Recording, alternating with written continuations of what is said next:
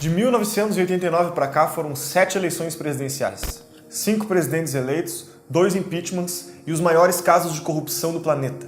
Lavagem de dinheiro, emendas superfaturadas, coligações e conluios. Estamos em um ano de eleição, talvez a eleição mais importante da nossa história. Resgatar esses fatos e quem eram os personagens pode fazer toda a diferença num ano importante como esse. Você que assina o Brasil Paralelo já ajudou a levar o conteúdo dessa série para mais de 2,5 milhões de pessoas. Mas ainda há muito a ser feito. A cada pessoa que assina o Brasil Paralelo dá a chance para que 1.000 novas pessoas tenham acesso ao nosso conteúdo gratuito e tenham a chance de despertar. Lembrando que tudo que você assiste nesse canal depende exclusivamente do seu financiamento. Nós não aceitamos dinheiro público e não temos nenhum tipo de patrocínio. Se você ainda não fez isso, antes de começar esse episódio, entra no nosso site e confere as vantagens para assinante. Seja bem-vindo ao Brasil Paralelo. Fique agora com o 6º episódio da série O Teatro das Tesouras e até breve. E cada nome que o PT pensava caía em algum escândalo de corrupção ou fazia alguma burrada logo depois. Então você pensava, por exemplo, em nomes como Nelson Jobim, né, ele tinha acidente aéreo. Você pensava em nomes como Patros Ananias, aí todo mundo via que ninguém sabia quem era esse cara fora de Minas Gerais. E assim por diante. Então o PT ele acabou fazendo uma coisa que na verdade só o tucanato costuma fazer. Pensar no menos pior. Vai o que tem pra hoje. Ainda era 2009... Os analistas falavam, olha, a gente não sabe ainda quem vai ser o candidato do PT. Ninguém fazia a menor ideia de quem... daquele nome já acabado. Falavam assim, podemos apostar, o nome do PT vai ser esse. De repente, para se ver qual era o estado da corrupção do PT ali naquele momento, tendo sobretudo sobrevivido ao escândalo no Mensalão, eles pensam na ministra de Minas e Energia. Você nunca vai pensar num país, vamos dizer, razoavelmente saudável, em que a linha sucessória vá para ministra de Minas e Energia. Isso não é um ministério relevante. Isso não é um ministério, vamos dizer, político. Este não é o nome, vamos dizer, onde está o carisma do PT agora neste momento. Já sei, nas Minas e Energia. Era uma situação, vamos dizer, kamikaze. Vamos ver o que é que vai acontecer. E o nome que se pensou foi em Dilma Rousseff. Durante séculos, o Brasil ficou de costa para a América do Sul, olhando para os Estados Unidos e para a União Europeia, achando que tudo que era bom para os Estados Unidos era bom para o Brasil, ou tudo que era bom para a Europa era bom para o Brasil. Em 2010, Lula não poderia se recandidatar à presidência. Seria a primeira eleição que o petista não participaria desde 1989. De 2006 a 2010, Lula aumentou os gastos públicos, imprimiu muito dinheiro, liberou crédito e criou mais ministérios. De quebra, os programas sociais garantiram sua popularidade. A aprovação de Lula era alta, 80%. O clima era de continuidade. Mas o sucessor de Lula era uma incógnita e o PT se desdobrava para encontrar o melhor nome.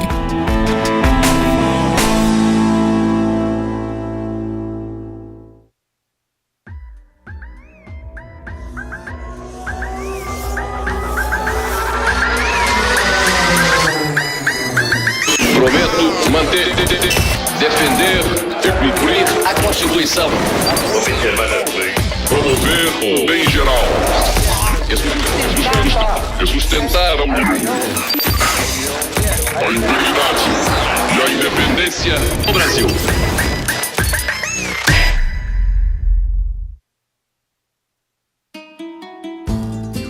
Parece faltar um nome de peso nos partidos da base aliada, mas o cenário eleitoral para 2010 ainda está longe de alguma definição.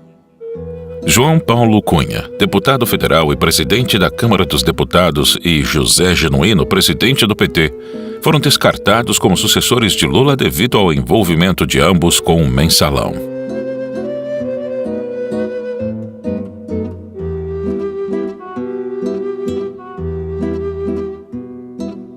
Antônio Palocci, outro nome forte, deixou de ser uma opção quando a CPI dos bingos descobriu sua ligação com um escândalo. O então ministro da Fazenda do governo Lula negava ter frequentado uma mansão no Lago Sul de Brasília que serviria para distribuição de dinheiro e compra de influência. Em entrevista a um jornal, um caseiro semi-analfabeto desmentia publicamente Antônio Palocci, o segundo homem mais importante da República.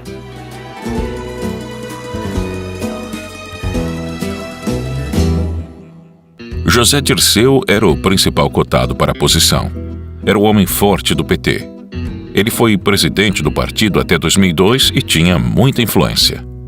Dirceu foi o responsável por contratar Duda Mendonça e moderar a postura do PT para vencer a eleição de 2002.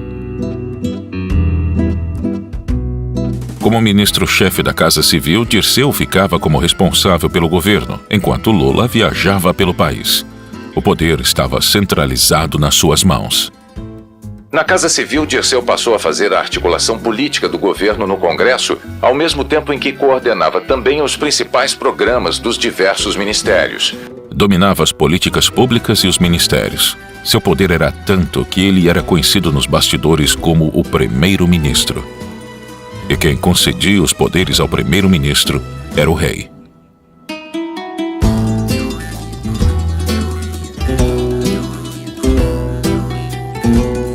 Só que José Dirceu havia sacrificado a sua chance de ser o próximo presidente do Brasil quando salvou a pele de Lula ao tomar para si toda a responsabilidade do mensalão.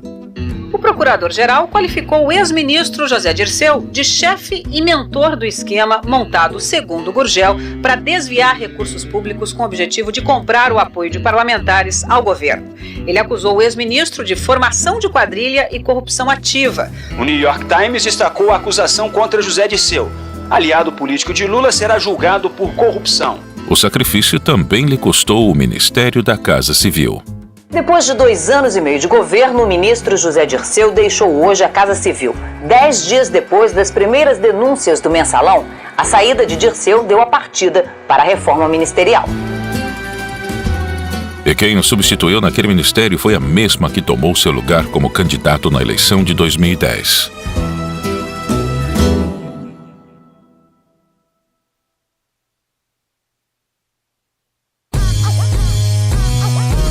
Eu começo meu discurso dizendo sim, eu aceito a indicação para ser candidato a presidente da República.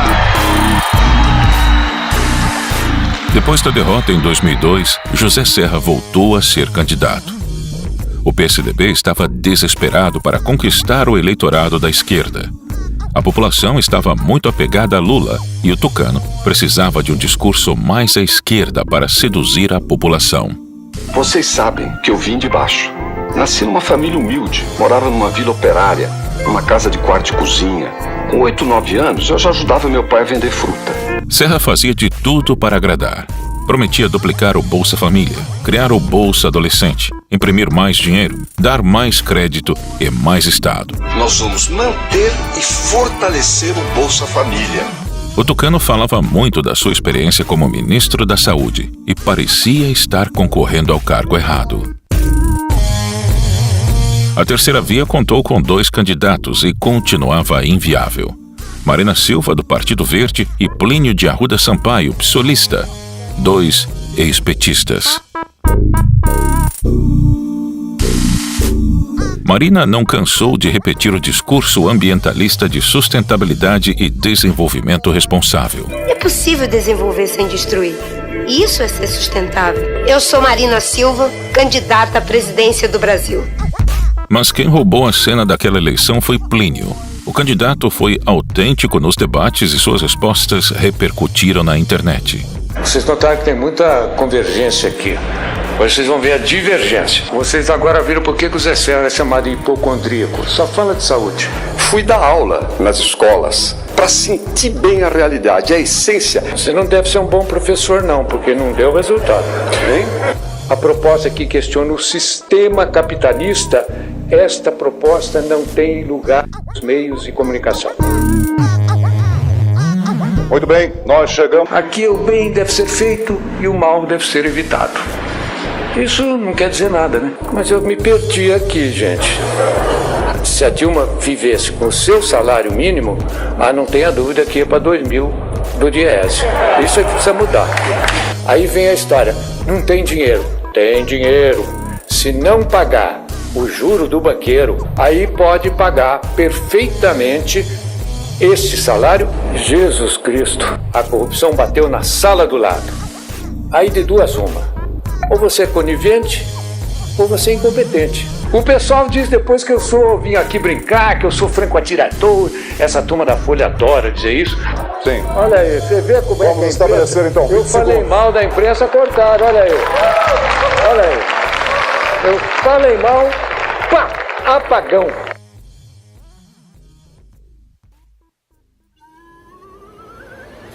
Terminou às 13h30 deste domingo a Convenção Nacional do PT, que oficializou o nome de Dilma Rousseff como candidata à presidência.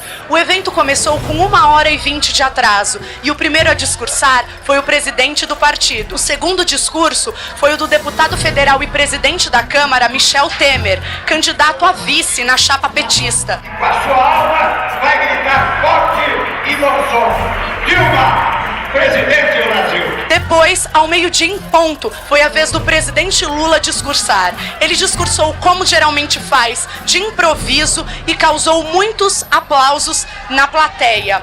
Desceremos a rampa do palácio, por onde subimos, de cabeça erguida, com sentimento. Dilma Rousseff era dona de uma personalidade nula, perfeita para ser fantoche de Lula. Uma vitória dela e o governo ainda seria comandado por ele. É uma mulher que vai continuar no Brasil de Lula, mas que fará um Brasil de Lula com alma e coração de mulher. Lula e Dilma faziam visitas às obras do PAC. O projeto foi criado pelo governo em 2007, quando Dilma era ministra-chefe da Casa Civil. O programa de aceleração de crescimento tinha o objetivo de acabar com a pobreza. Suas obras estavam atrasadas e o PT aproveitou para maquiar uma campanha eleitoral. O presidente Lula passou o dia no Rio inaugurando obras do programa de aceleração do crescimento. Ele veio acompanhado da ministra-chefe da Casa Civil, Dilma Rousseff. Mas a manobra não deu certo e o TSE multou a dupla por campanha eleitoral antecipada. O tribunal julgou procedentes duas representações do Ministério Público Eleitoral, que acusavam Dilma, Lula e o PT de extrapolar a propaganda partidária da legenda em 2010 e fazer propaganda antecipada da candidatura de Dilma à presidência da República. Os marqueteiros do Partido dos Trabalhadores se esforçaram para compensar a falta de carisma e a capacidade da candidata. Por isso, a imagem de Lula era constante nas propagandas eleitorais.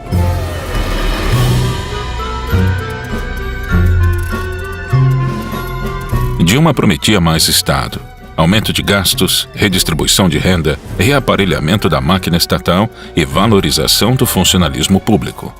Para isso, Petrobras, BNDES, Banco do Brasil e Caixa Econômica seriam infladas. E que o funcionalismo público seja valorizado. Porque a experiência que a gente tem é que com o funcionalismo valorizado, os serviços públicos prestados à população são muito melhores. Falar que financiamento não é importante é esconder o fato que esse país não tinha crédito. Nós saímos de um padrão de crédito de 400 bilhões para 1 trilhão e 500 bilhões de reais. Transferimos 180 bilhões para o BNDES, um pouco menos do que isso, a título de garantir empréstimo e investimento de longo prazo e impedir que as empresas brasileiras tivessem um imenso choque de crédito.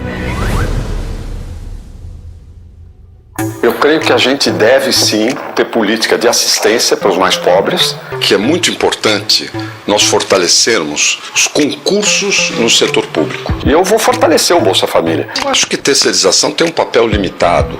Eu não creio que venha a ter um papel dominante. Isso é impossível. O povo estava encurralado. Serra, que deveria ser oposição, defendia as mesmas coisas que Dilma, só que de maneira mais cautelosa. No dia 3 de outubro, Dilma e Serra confirmaram a disputa no segundo turno.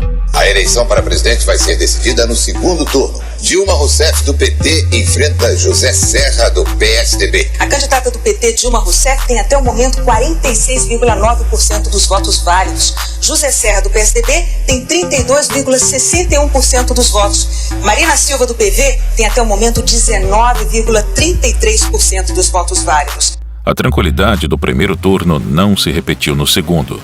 Os dois personagens restantes em cena tinham o caminho livre para atacar um ao outro. As polêmicas começaram a pautar a eleição. A atividade de campanha do candidato do PSDB, José Serra, foi interrompida hoje no Rio depois que ele foi agredido num tumulto iniciado por militantes do PT. Um grupo de militantes petistas se aproxima e impede a passagem do candidato tucano. Serra se abriga numa loja. Em seguida, chega um grupo ainda maior de militantes petistas, com bandeiras e cartazes. Começa uma briga generalizada. Serra tenta retomar a caminhada, mas continua cercado pelos militantes do PT. O fotógrafo do jornal O Globo registrou o momento em que José Serra leva as mãos à cabeça, logo depois de ser atingido por uma bobina de fita crepe. No dia seguinte, Dilma tentou limpar a barra do próprio partido em seu programa eleitoral. A verdade sobre os fatos. O PT é contra qualquer tipo de violência, mas também contra qualquer tipo de manipulação. Ontem, no Rio de Janeiro, o candidato Serra aproveitou um conflito entre militantes para simular uma agressão que não aconteceu. Ele foi atingido por uma bolinha de papel e nada mais. Mas coloca a mão no lado esquerdo da cabeça. Esse teatro todo definitivamente não combina com um candidato à presidência. Mais uma vez, o programa da Dilma tentou deturpar os fatos e confundir o eleitor. Todo mundo viu Serra ser agredido por militantes do PT quarta-feira no Rio. Ontem, o programa da Dilma tentou falsear os fatos, atacando a vítima. Faltando uma semana para o segundo turno, qualquer erro do adversário contava. Serra consultou um perito em criminalística para explorar a agressão. Ricardo Molina, perito em criminalística, analisou as imagens do tumulto quadro a quadro. Não há a menor dúvida que são dois eventos distintos. Um é uma bolinha de papel que não causou dano nenhum. O outro é um rolo de fita que atingiu uma região altamente sensível e que deve ter machucado. No meio de tudo isso, mais polêmicas. Para amedrontar a população, Dilma acusava Serra de ser um defensor das privatizações e que, se ele fosse eleito, o destino do Brasil seria esse. Começa agora o programa Dilma, a presidente que não vai deixar privatizar a Petrobras nem o pré-sal. A acusação surtiu efeito em Serra. O tucano tinha medo de perder algo que nem tinha: o amor da esquerda. Tentando se livrar da imagem de ser um político de direita, Serra pediu direito de resposta no programa eleitoral do PT. A campanha da Dilma falou que o Serra privatizou a CSN e 31 empresas em São Paulo. Isso não é verdade. O Serra, quando foi governador, não privatizou nenhuma empresa. Repito, nenhuma.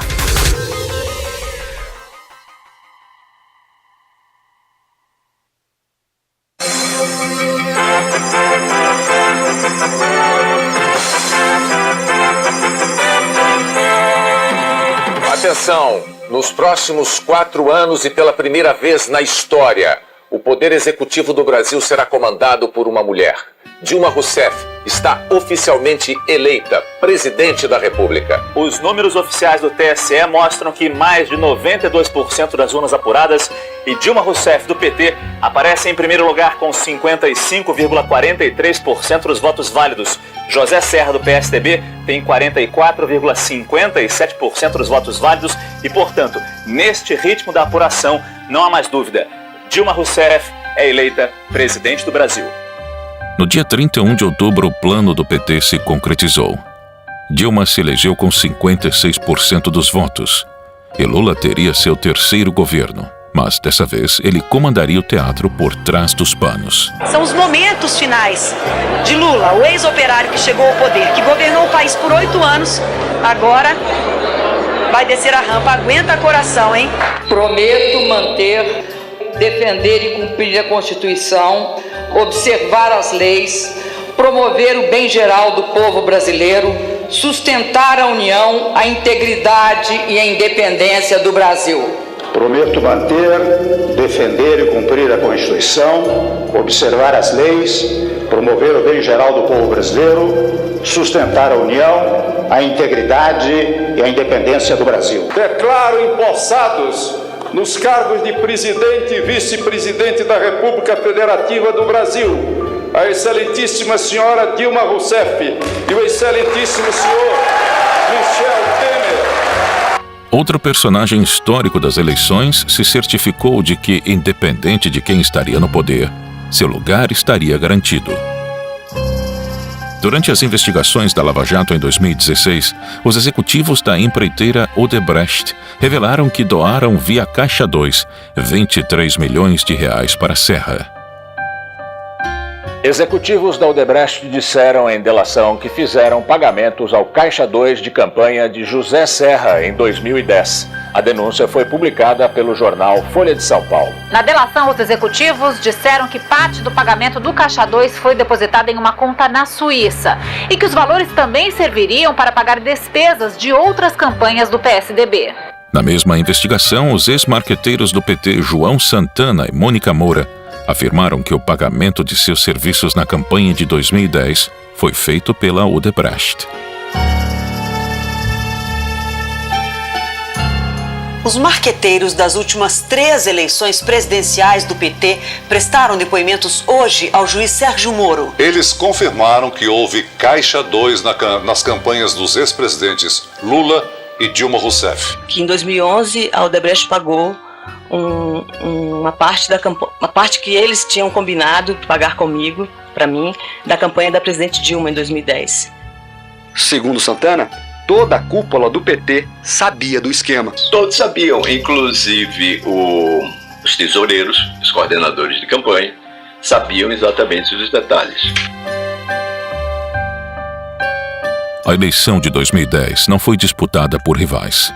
Serra e Dilma apenas disputavam a sua proporção de propina. E, em troca, governariam para quem pagasse mais.